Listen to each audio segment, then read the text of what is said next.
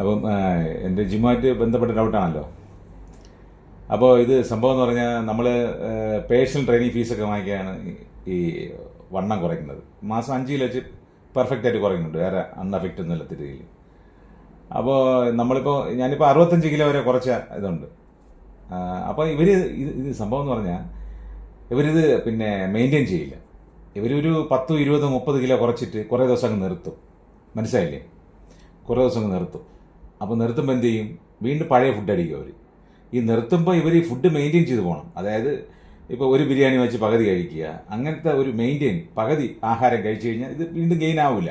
Maintain ചെയ്യുക. ഇപ്പോൾ 1-2 മാസം വന്നില്ലെങ്കിൽ കുഴപ്പമില്ല. ഇവർ പഴയ ഫുഡ് അടിക്കുമ്പോൾ സംഭവിക്കണമെന്ന് പറഞ്ഞാൽ വീണ്ടും ഇത് ഗെയിനായി മാറും. ഇപ്പോൾ 65 കിലോ വരെ കുറച്ച ആൾ വീണ്ടും 50 കിലോ വരെ കൂടി ചേർത്ത് ഇവിടെ എൻ്റെ ജിമ്മിനകത്തുണ്ട്. ഞാൻ കൂടുതലും ചെയ്യുന്ന വെയിറ്റ് ലോസും വെയിറ്റ് ഗെയിനുമാണ്.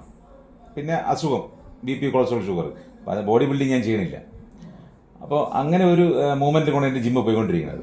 അപ്പോൾ ഇത് ഇടയ്ക്ക് 1-2 സംശയങ്ങളൊക്കെ ആൾക്കാർക്ക് വന്നു.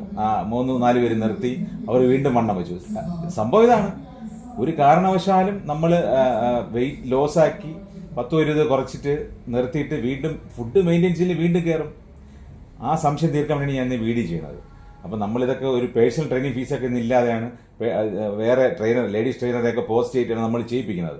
ഇപ്പോൾ ഒരു 65 വയസ്സായ ഒരു ചേച്ചി വന്നു കഴിഞ്ഞാൽ അവരെ പുറകെ നമ്മൾ ഈ ട്രെയിനറെ വിടണം. മറ്റുള്ളവരവിടെ വെറുതെ നിൽക്കുക അപ്പോഴും. അപ്പോൾ നിങ്ങളൊക്കെ ഇത് ആലോചിച്ചിട്ട് വളരെ വ്യക്തമായ രീതിയിൽ ഇത് കണ്ടിന്യൂ ചെയ്യണമെന്ന് ഞാൻ പറഞ്ഞുകൊള്ളുന്നു.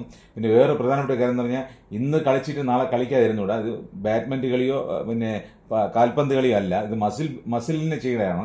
അപ്പം നാളെ കൃത്യമായിട്ട് ഇതിനകത്ത് നീര് കിട്ടും. ഇതൊക്കെ അറിഞ്ഞുകൂടാത്തതുകൊണ്ടാണത്.